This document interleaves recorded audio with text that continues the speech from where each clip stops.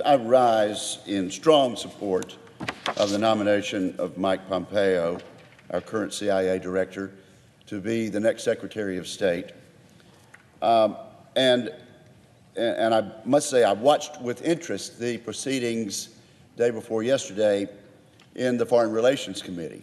The debate was interesting on both sides, and I appreciate the fact that accommodations were made so that Mike Pompeo's nomination could be presented to the full Senate with a positive vote. I am disappointed that so many of my Democratic colleagues have stated that they will oppose this nomination.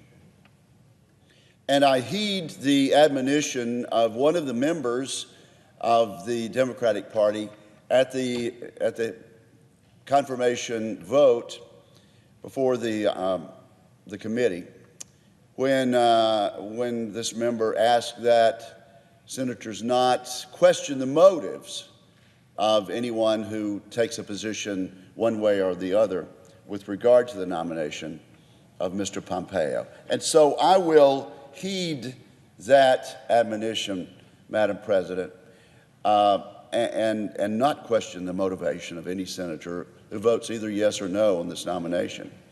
I will simply observe this. Mike Pompeo is a highly qualified nominee, a distinguished former member of the House of Representatives. He served with accomplishment and great dignity and ability as director of the CIA. He graduated first in his class from the United States Military Academy at West Point and went on to serve, to graduate with distinction at the Harvard Law School and serve as editor-in-chief of the Harvard Law Review. So this is a man of great intellect, a man of great ability and great accomplishment. So without impugning the motives of anyone who would vote no, I simply observe that they will be voting against a highly accomplished and qualified nominee. When the shoe was on the other foot during the Obama administration, I, along with members, with the overwhelming, almost unanimous majority of members of my caucus, voted yes in favor of the confirmation of Hillary Clinton to be Secretary of State.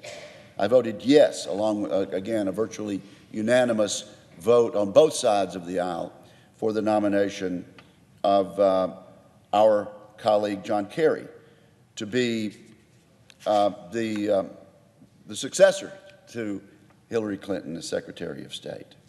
And I would simply note to my doubting friends who are standing on their rights on the other side of the aisle that the overwhelming weight of public opinion from the news media has come down on the side of Mr. Pompeo. The Wall Street Journal headline says that we need a Secretary of State and that Mike Pompeo should be confirmed. The Chicago Tribune, in